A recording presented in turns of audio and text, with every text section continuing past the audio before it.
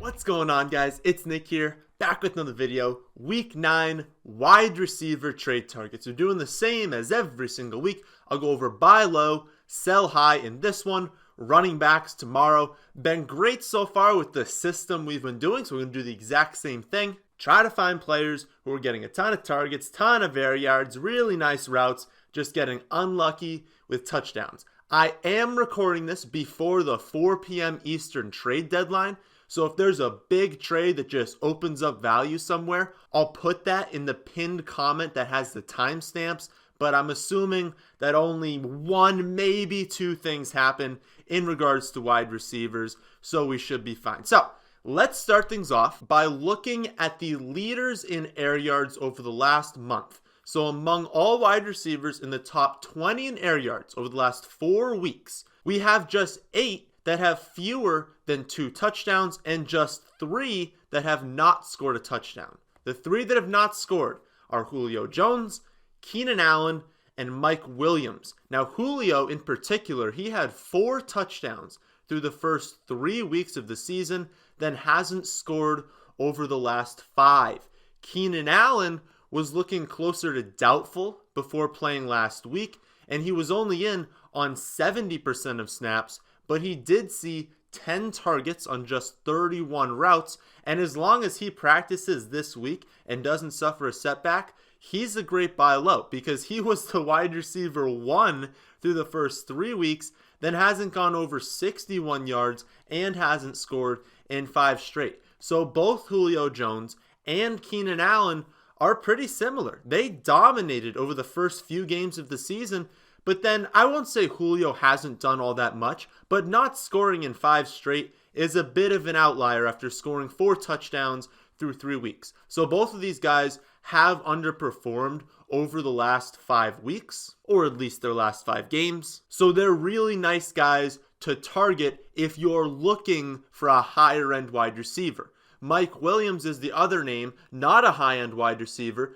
and I've brought him up basically every video over the past at least a month, but he still leads the league in air yards over the last 4 weeks, and he's the only player with more than 715 air yards to have less than 82 fantasy points, and he's only got 68. In fact, he joins just Odell and Curtis Samuel as the only players with more than 715 air yards, but fewer than 100 fantasy points. And his quarterback is aging, but he's not dust or anything, so he's still gonna hit for a big game soon. We should also be looking at remaining strength of schedule. You know, it's always nice to be avoiding players going against the Patriots and the 49ers, really difficult matchup, tough to produce, even if you're an elite wide receiver. But it's even better when players not only avoid that, but also have a string of very easy opponents. The number 1 wide receiver core to target remains to be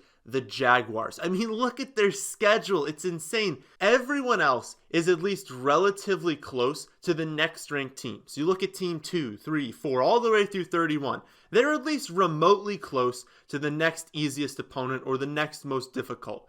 Then you have the Jaguars and their cupcake schedule. I talked about trading for Chark last week, so it is possible you missed the boat on this one after he had his nice week, but you still might be able to target a struggling team that owns him if you have, say, excess running backs or excess tight ends. That's probably the best way to get him on a discount is if his team is we're through 8 weeks, so 3 and 5. Guy owns Chark. Dude needs some running backs because that's why he's losing, and you have excess running backs. That's probably the best way to get him. I wouldn't be offering wide receiver for wide receiver trades, probably more unlikely to get done. The next one is assuming that AJ Green doesn't return to the Bengals this season. Whether that's with a trade getting done in the next few hours, which you guys would have known about because the trade deadline is 4 p.m. Tuesday. So when you're watching this video, trade deadline's over. If he's on the Bengals, he's staying on the Bengals. But it's possible that either he gets traded or he just doesn't come back this season because they haven't won yet they're not going to win many games, and it's not worth him going in there trying to get him a win, losing draft picks, and then potential for him to get hurt and lose money for his contract. So with that being the case, Auden Tate ranks 4th in this week's buy low model, and he's definitely due for some positive touchdown regression. He only has 1 touchdown on the season, despite being tied with Edelman for first with 13 red zone targets and being tied with Mike Evans and Larry Fitzgerald for third with 7 green zone targets. He's amazingly caught just 4 of 13 red zone targets and just 1 of the 7 green zone targets. That's really bad, and he's going to improve on those numbers. Again, as long as AJ Green doesn't return this season. So this is a situation to watch, and I want you to see this video, immediately go out and trade for Auden Tate. But I want you to read on Roto World, on Twitter, what beat writers are saying. Is AJ Green looking to return soon? If it's not the case, he's not going to return soon, I think Auden Tate is a really nice guy to target. And of course, if he does end up getting traded, then the take obviously still stands. If we look back at strength of schedule, then we see the Panthers at 10, which isn't anything crazy, but it's still above average, and they're going to move up next week after they face the Titans. Because after that, they face the Packers, the Falcons, the Saints, Washington, Falcons again, Seattle, and Indy. There are a handful of really nice matchups in there, and it's always nice to target players after they face the 49ers. Because Curtis Samuel didn't do all that bad against them. The 4 for 46 isn't a good stat line, but he still commanded the 5th most air yards in the league, which was 49% of the team's share, to go along with 11 targets, which was 30% of the team's share. His targets are locked in, and his schedule is about to get really soft. And guess what? He's not going to cost you anything in a trade. So he's a really nice piece to go out and get for your depth as we move into the back half of the season, because he's not going to cost you much. So those are buy low. Let's talk about some players that we might be able to sell high on. And the model didn't really produce any names that stand out as far as sell high this week. Its top picks were, of course, Slayton, Metcalf, and Golladay, because like I've said before, any player who scores multiple touchdowns that didn't get like 15 targets is going to be on the sell high model, especially when they do so on 2 and 3 total receptions.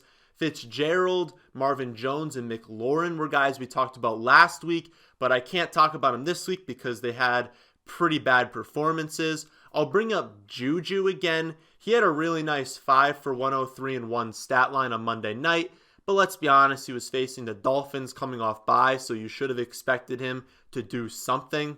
That was one of the best possible spots. If you are looking to get an upgrade at running back or tight end, then I would try and do that with Juju. I know the schedule isn't super difficult, but he's probably not going to do that great this week against the Colts. It's not a bad matchup, but I don't expect him to do amazing or anything. And then he'll almost certainly struggle the following week against the Colts. So right now is probably the highest his value is going to be for at least the next half month to a month. It's probably worth mentioning that Stefon Diggs has caught over 80% of his targets these last 3 weeks and has 7 receptions for over 140 yards in each of those games.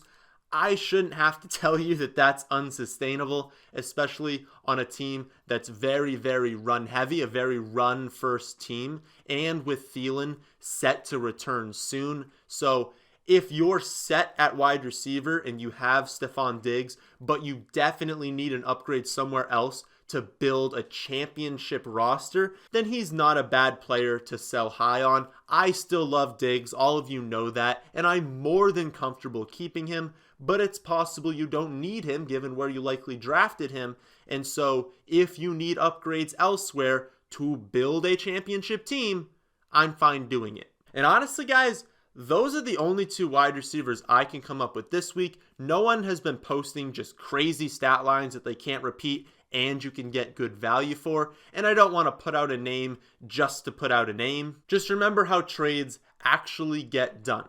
Figure out what you need upgraded while also identifying players you could afford to give up. Then find a team that has a need at the position you're trading away and see if they have a player you could use to upgrade your team. Don't just match a buy low with a sell high and call it a day. Figure out a trade that will benefit both sides and you'll be far more likely to get a deal done. Also, none of this trade chart nonsense. I saw someone get chewed out for offering trades where the trade points don't align or something stupid like that. Listen, if you're using a trade chart as the sole resource in evaluating trades, then you don't understand the first thing about how value works. Trade charts assume that every trade is made in a vacuum, which is the furthest thing from the truth. You could have a 1-for-1 trade that works out great in one league and is extremely unfair in another. The most important factors are what each player's roster looks like and what their record is, neither of which are taken into account in a trade chart. So if someone makes a fuss about using a trade chart, then just send them to this video and disregard their ignorance because they don't understand what they're talking about. So on that note, those are the wide receivers I'd be involving in trades in week 9. Remember, I can't go over every name in the buy low model, so if you want to see a complete list, then you can do so at our website, thefantasyfootballadvice.com. I'll go over running back trade targets tomorrow, then running back start sits on Friday. So be on the lookout for both of those videos. But that's the end of this one. I hope you all did enjoy. If you did, how about hitting that like button? And if you're new here, how about subscribing to the channel? But thanks for watching.